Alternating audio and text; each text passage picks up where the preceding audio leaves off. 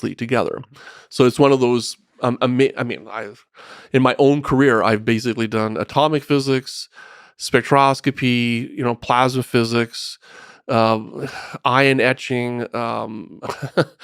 So this includes material science, something called MHD, magnetohydrodynamics, and now all the way through, like, I'm not even sure how many different careers I've had. It's also, by the way, this is also a recruiting stage for like young scientists thinking to come in. Like, my comment to scientists, if you're bored in fusion, you're not paying attention, because there's always something interesting to go and do. So that's a really important part of what we're doing, which isn't new in fusion actually, and in fact is in the roots of what we've done at MIT. But holy cow, like the proximity of possibility of commercial fusion is the new thing. So my catchphrase is, like, you might be wondering, like, why weren't we doing all these things? Like, why weren't we pushing towards economic fusion and new materials and new methods of heat extraction and so forth? Because everybody knew fusion was 40 years away. And now it's 4 years away. There is a history, like you said, 40, 30, whatever, the kind of old joke. There's a history of fusion projects that, are characterized by cost overruns and delays. Yeah. How do you avoid this? How do you minimize the chance of this? You have to build great teams, is one of them. It tends to be that the smaller there's sort of I'm not an expert in this, but I've seen this enough integrated engineering. Is there an equation? Yeah. Well, I've seen this from enough teams. Like, I've seen also the futility of lone geniuses trying to solve everything by themselves. Like, no. But also organizations that have 10,000 people in them is just doesn't lend itself at all to innovation. So, like, one of our original sponsors and a good friend, Vinod Khosla. I don't know if you've ever talked to Vinod Khosla. He's a venture guy. He's got fantastic ideas about like the right sizes of teams and things that really innovate, right? And there is an optimum place in there, is that you get enough cross-discipline and ideas, but it doesn't become so overly bureaucratic that you can't execute on it. So one of the ways, and this was one of the challenges of fusion, is that everything was leading towards, like, I have to have like enormously large like teams just to execute because of the scale of the project. The fact that now, through both technology and I would argue financing, innovation, we're driving to the point where it's smaller, focused teams about doing those things. So that's one way to make it faster.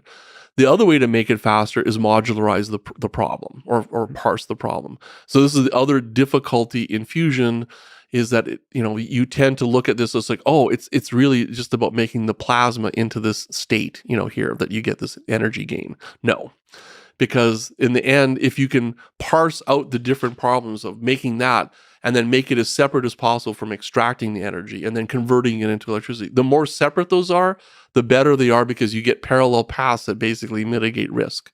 This is not new in fusion, by the way, and this is the way that we attack most complex technological, integrated technological challenges. Have you, by any chance, seen some of the application of artificial intelligence, reinforcement learning? DeepMind has a nice paper, has a nice effort on basically using reinforcement learning for a learned control algorithm for controlling nuclear fusion. Yeah. Do you find those kinds of, I guess you throw them under the umbrella of computational modeling, do you find those interesting, promising directions? They're all interesting. So when people, I'll pull back. Maybe a natural question is like, why is it different in fusion? Like, there's a long history to fusion, right? It was going on for, like I told you, like stories from the late 1960s. Like, what's different now, right? So I think from the technology point of view, there's two massive things which are different. So one of them, I'll be parochial. It's the advent of this new superconducting materials, because the most mature ways that we understand about how we're going to get to fusion power plants are magnetic fusion. And by the fact that you've got access to something which like changes the economic equation by an order magnitude is just a totally, and that wasn't that long ago. It was only September of 2021 that we actually demonstrated the technology. That changes the prospects there. And the other one is computing. And it's across the whole spectrum. It's not just in control of the fusion device. It's actually we actually use machine learning and things like this in the design of the magnet itself. It's an incredibly complex design space. So you use those tools. The simulation of the plasma itself is actually we're at a totally different place than we were because of those things. So those are the two big drivers that I see actually that make it different. And it's interesting, both those things self-enforce about what you asked about before, like how do you avoid delays and things. Well, it's by having smaller teams that can actually execute on those.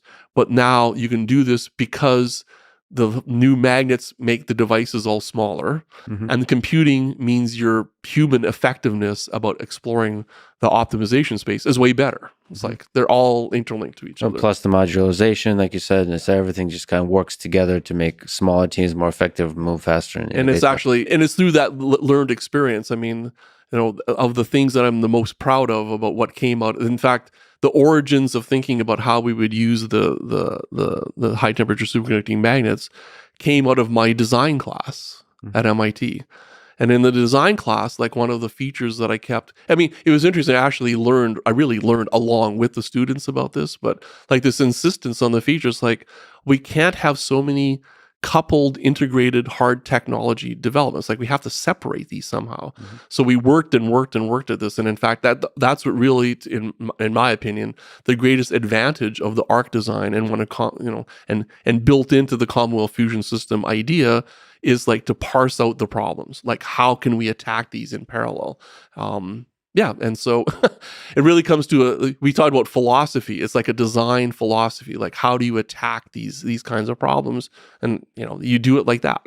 And also, like you mentioned offline, that there's a power to, as part of a class, to design a nuclear fusion power plant. Well, and then make it a reality. And it's hard to imagine a more powerful force than like 15 MIT PhD students like working together towards solving a problem. And what I always, in fact, we recently just taught the most recent. I say I teach it. I mean, I guide it actually. Yeah. The most recent version of this, where they actually designed, based on this National Academies report, they actually designed like a pilot plant that has basis and similarities to what we had done before. But, I kept wanting to like push the envelope and where they are. It's like the creativity and the energy that they bring to these things is kind of like, it keeps me going. Like I'm not going to retire anytime soon when I keep seeing that kind of dedication, and it's wonderful around on that. It almost, not to overuse or to paraphrase something, right? Which is that, the famous quote by Margaret Mead, never doubt that a small group of dedicated, persons will change the world. Indeed, it's the only thing that ever